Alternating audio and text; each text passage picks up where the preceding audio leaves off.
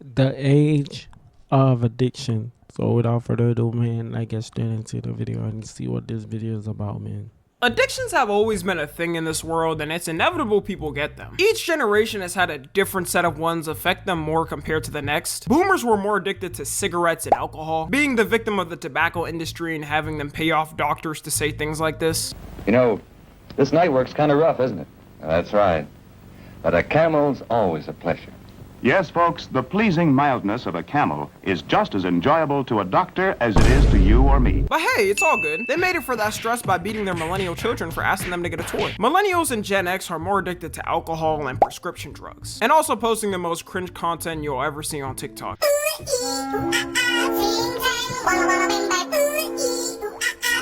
I guess that's what happens when you were the victim of the generation that would beat you just because. You know what? If they're having fun on their side of the internet, I'm happy for them. And of course we end up with the dump of all that, which is Gen Z. But I think we're kind of different because before you had to do a little more searching in the past generations to get that addiction. You know, like have the money to buy a cigarette or alcohol. But now because of the digital age, it's made it almost impossible for Gen Z to not have an addiction. The amount of people in Gen Z who just have an addiction casually and we act like it's normal is kinda insane. We were the first test group of the internet.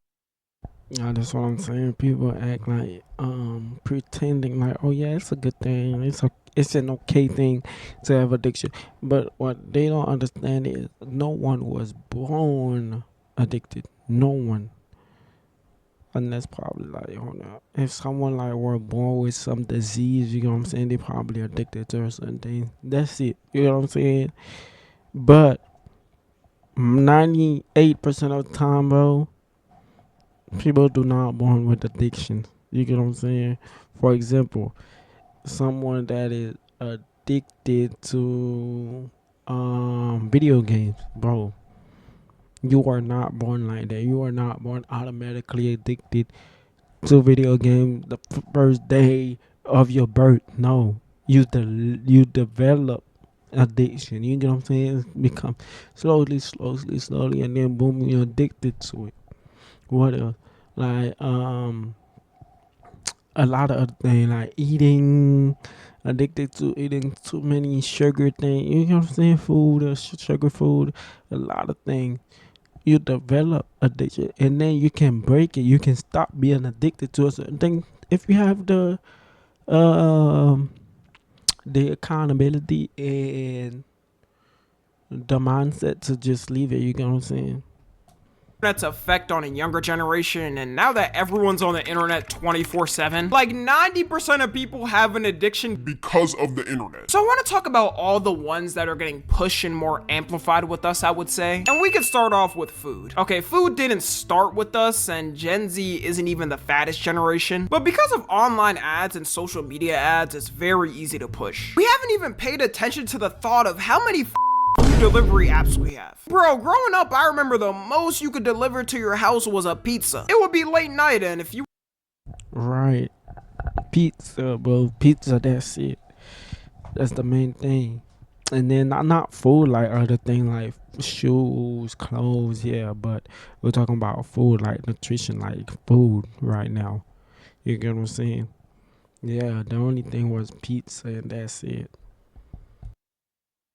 were craving something and didn't want to drive to an actual physical location, your ass had to order some Domino's or Papa John's. I know it had to suck working at one of those places back then though, because the amount of prank calls that would go viral on YouTube of people just trolling them was astronomical. Like this channel Ownage Pranks used to go A1 back in the day. Bro would spout the most stereotypical racist accent to a worker and ruin their day. And you don't even need the delivery apps anymore. If you just download the fast food apps, they get it delivered for you. You know, you got your Chick-fil-A's, McDonald's, Taco Bell, Food, Chipotle, wait what? Yeah, believe it or not, that was a real delivery service app until it got taken down. I wonder how such a family-friendly thing could violate Apple's terms of service. And if you download one of these food apps, you could save like half your costs by using them. They make it easier than ever to get big backed, because they'll give you the best deals ever that for some reason they don't offer if you don't order on the app. And quarantine at my biggest backers, I was trapping off that McDonald's app getting a free large fry with a $1 purchase. You got with 2 million McDonald's McDonald's points who order basically every day for the past 4 years. At that point, do you get to meet Ronald McDonald or something? Because that has to deserve some type of reward. TikTok got to be the biggest influence for food nowadays though. Because how many times have you seen a food spot on TikTok and it's near you? And you think to yourself, well, damn, now I gotta try to see what the hype is. With traveling nowadays, everyone's go-to when looking for food is going to TikTok to see what the people are saying is the best. I always think how insane Keith Lee's come up was, and it shows how big backed we really are. Because he quite literally will go to a food spot, give a review, and all it takes is a God damn, that's good. And the whole restaurant is fully booked up for the rest of the year. That's not a diss either, by the way, you know what I'm saying? We F with Keith Lee over here. And then you got those mukbang videos that became popular where they're eating gargantuan masses of food. I learned that some people watch these because they want to feel like they're literally eating the food, but their stomach can't take it, so they watch someone else do it. I don't know what the fuck is wrong with them. I just get sick and want to yak out a car window after looking at these. If you eating like this, you dead ass abusing your stomach wall lining. Next, we got vaping. For all the people who watch me and vape, I just want to let you know you're bigger than the vape. So do me a favor and put it down for your health now and your future.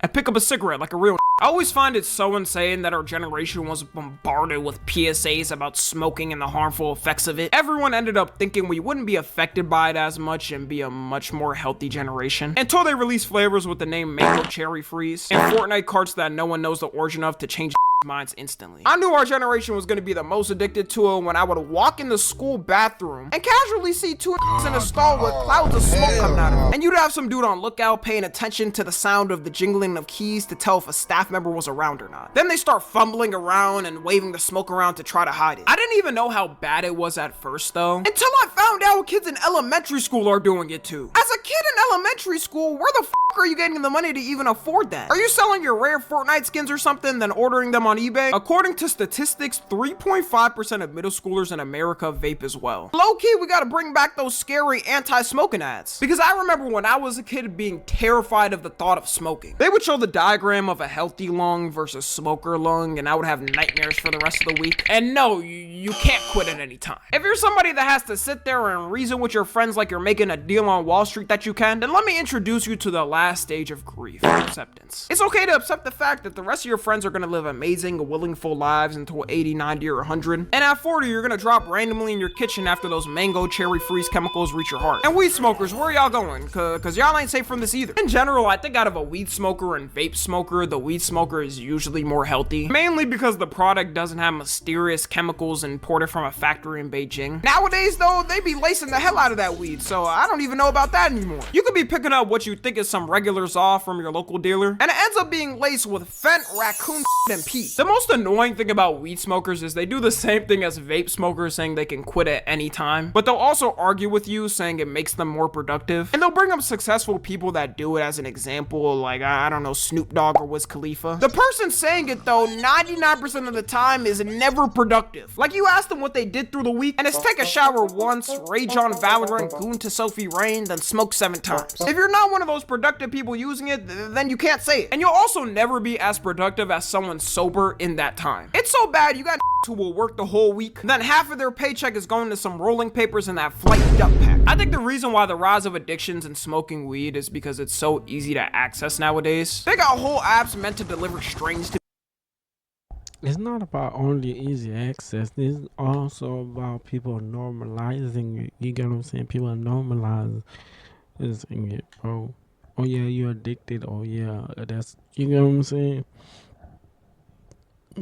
They make it seem like it's okay.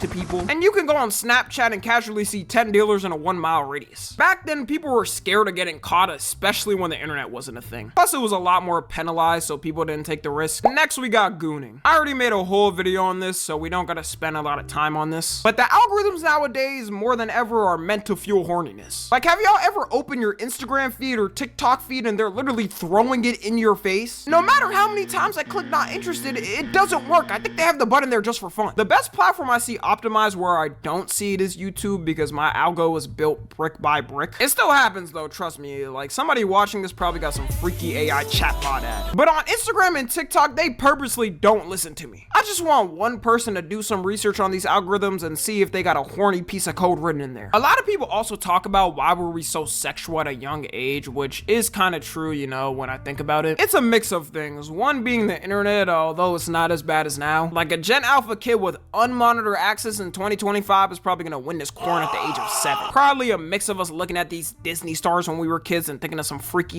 The crazy thing to me was the shift of how OF stars and corn stars were perceived. Back then, I remember when a girl got leaked, it was the worst thing to happen to her life. Like her whole sacred temple was exposed to the world. Or just somebody ousted as doing that line of work. They would never want that info out. But nowadays, if you see a link tree in that bio, it's like a Russian roulette of if you'll see an OnlyFans link or not. It's just a casual thing now to see someone naked online. Never in my life growing up, I would think someone I went to high school with would start one, but I'm about 0 to 3 wrong, so good thing I didn't put a bet on that. Oh, and speaking of bets, gambling is next. Parlays have by themselves ruined the financial dreams of millions of Gen Z. Because with parlays, it feels like you're not putting much up, and if you already hate your job or you're trying to make it out, you're gonna take the risk and throw in something you can lose, like $10 or $20. But that ends up adding up, and as you keep losing, you end up losing like half your week's salary over some stupid ass prediction. My opinion is sports gambling is way more of a problem for us than traditional gambling. Like I feel like that was the problem more back then. Although we definitely got our addicts for that too. Kick as a platform is pretty much meant as a funnel to stake where you can play slots to your heart's desire. Sports betting wouldn't even be that bad if everyone doing it actually had the disposable income too. But there should be no reason your whole paycheck is going on a bet. And it's really hard to stop because when you do get those wins, you always think you could get one potentially with another bet. And I don't know about y'all, but I've been getting a whole lot more of sports betting app ads a lot. It makes no sense too because I live in Texas. I can't even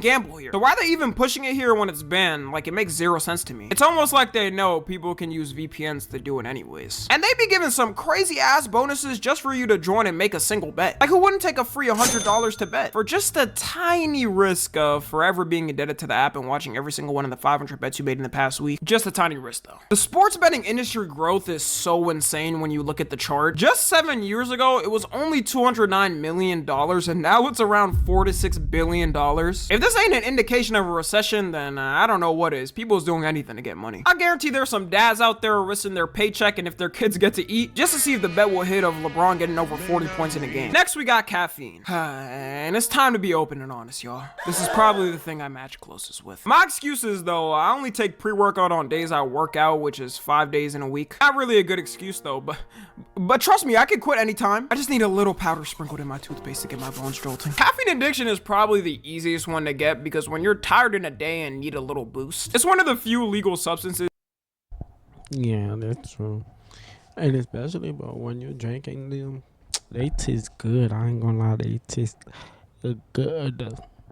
You can take to boost your energy. Sadly, they banned the original Coke formula, but I've heard there's ways to get around it. It also doesn't help that on TikTok, people will post their favorite coffee recipes or drink they got at Starbucks. Then people run to the store to get the exact same one to see what the hype is about. Everybody all of a sudden also started drinking matcha and making matcha everything. Matcha coffees, matcha pancakes, matcha noodles. A couple of years ago, would have seen something like this and fried you on the internet for even having it. But now all you gotta do is post a trying matcha noodles on TikTok and people will love it just because it's matcha. Where the did all this matcha talk come from though? Like matcha is cool to me, but how did they get to the point where we're facing potential global shortages of it because everyone's having it? Also, having energy drinks is more commonplace now. Like I remember in the past, if you told someone you was drinking energy drinks, they thought you were cooked, providing for 4 different families on a 1-man salary while getting 4 hours of sleep. Every company now for some reason has their own line of energy drinks. Like who is dead ass drinking the toxic waste energy drink and the Sonic the Hedgehog energy drink? Actually, that last one might not be too bad. Might need to have me a grab it. I think caffeine addiction is also rising too because a lot more people are sleep deprived nowadays. It's a blessing for real if you can get 8 full hours of sleep in this time. So when people are tired, they say, why not? Let me just get 1 energy drink for the day. There is a very big risk with it though, and we can't forget. Energy drinks have only been getting used a lot more in the past 2 decades, so we still don't have long-term studies on their effects. And there's even tragic cases about it, like the case of Katie Donnell. Katie Donnell was a 28-year-old teacher and fitness enthusiast, and she always tried to live a healthy lifestyle and had a lot of caffeine through the day as one of the things. She would have 3 energy drinks a day and a caffeine supplement on top of that before going to the gym. And by the way, the recommended max amount of caffeine you're supposed to have in a day is 400 milligrams. Depending on how much caffeine those drinks had, she could have been having like 2x or 3x the daily limit. But even if they were smaller amounts, I think we can all agree that just the sound of having 3 energy drinks a day is insane. And in 2021, Katie had a heart attack and had to be put in the hospital, where 10 days later, she sadly passed away from the effects of it. So if you're near having 3 drinks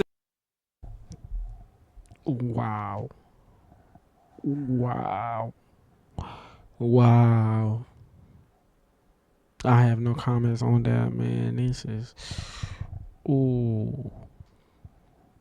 today, it might be time to reconsider how many you're having. The best schedule for people that do want to have caffeine is 5 days a week with at least 2 days off it. The more you have it, the more tolerant you get to it. So it's always better to have a little reset just so the effects still hit. It's also a problem too that kids are now starting to have energy drinks. When Prime released its energy drinks, there was parents complaining that their kids were having them and it was causing problems. I don't know what type of stress these is even going through to be having energy drinks. I only started drinking them after having some adult type responsibilities. Before 18, Bro, I only drink them when I have like assignment to do, or maybe like I don't want to sleep. You get what I'm saying? If I'm going to a party, I don't want to sleep. Or if I have a class assignment, like homework to do, I drink them because I don't want to fall asleep. So I have to, because I have to turn in the homework. I have to turn the homework in before a certain amount of time. You get what I'm saying? And I have to get it done as soon as possible. So I drink it. What other time do I drink? I probably drink it like once a while when I feel like, man, let me just drink this, and then boom, I don't drink it like every day. Yeah, occasionally, bro. Well, but most of the time when I drink is because of something like a party that's happened. I'm going to a party. I don't want to sleep and homework. That's it, bro. That's it. But some people drink it for fun, like every day, just for fun, for a normal thing. You get what I'm saying? I mean, that's them. That's their choice.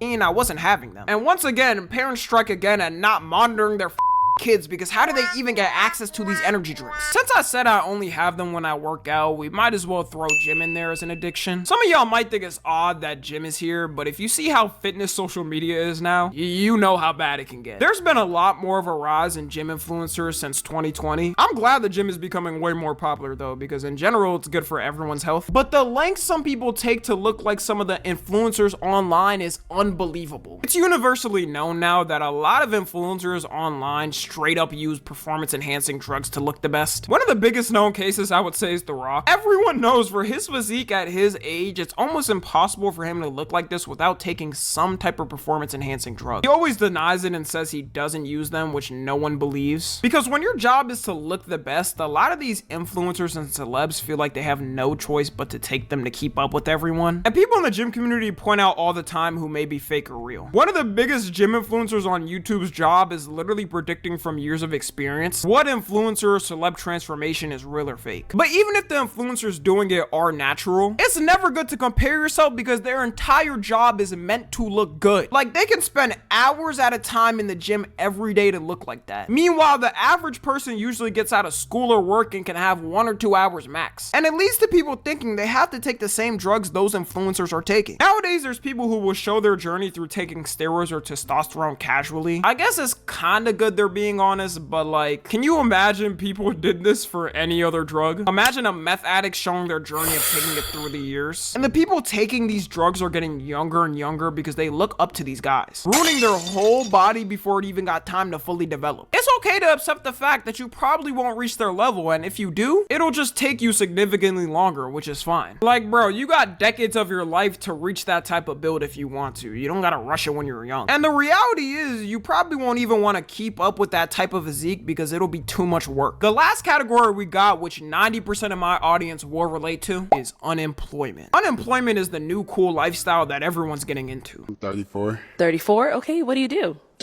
I am a risk taker. I'm a road runner. I'm an entrepreneur. I mean, think of it. You can nibble off of someone else's work for free while laying down on a couch and watching your favorite TV show. Society's become so cooked that anyone who quits their job or anyone who's applied to more than 5 and got denied just give up and decide to live that lifestyle. You even mention the word cop to certain and they start quivering in fear for their life. You know what? I'm feeling pretty evil today. Let's go ahead and go on a TOS run to get me packed out of here real quick. And I do want to put a disclaimer. What you're about to hear may be disturbing. Job. Employment. Working. Career. Business. Profession. Operation. Entrepreneur. I feel free being able to say what I want. I feel like the world is in the palm of my hand. For some reason, even though it feels like no one is getting a job now, we're actually reaching low levels of employment, well, at least compared to 2020. Moment of silence for all my who were looking for a job during COVID. Glad that wasn't me, because God knows where I would be right now. The thing that's doomed Gen Z is as soon as finally started to get their degrees and get ready for the real world, AI had to advance at levels we never thought possible. I might have to make a video on just this alone. Man, we all thought AI would take jobs like fast food and have robots flipping burgers, but that's it. Now you got AI that can code entire websites for free. You got AI that automatically run YouTube channels and generate them unlimited money. And for us, it was a big rush of people getting STEM degrees because everyone was saying that was the speed run to get a 6-figure job. It's great to know that all those degrees are completely useless now that those jobs are taken by AI. So no wonder everyone's giving up and are embracing their unemployment. And when GTA 6 drops, mark my words, will quit their jobs just to have time to play this once-in-a-lifetime game. I'm truly scared for the job market in that moment. Hospitals are gonna be empty from doctors and nurses trying to finish the GTA 6 storyline. So anyways, that's about it. If you don't align close to any of the things I mentioned, then congrats, you're one of the special ones. Follow me on Twitter, Instagram, and TikTok. As always, I love you guys consensually. And until next time, I'm out. This was a good video, man. Very informative, educational. You know what I'm saying? So don't forget to like, subscribe, share your thought in the comment. If you have any addiction, share it with us. If you had addiction in the past, share it with us also. Don't forget to subscribe and share with your friends and family. See you in the next video. Be safe and stay blessed, man. Bye.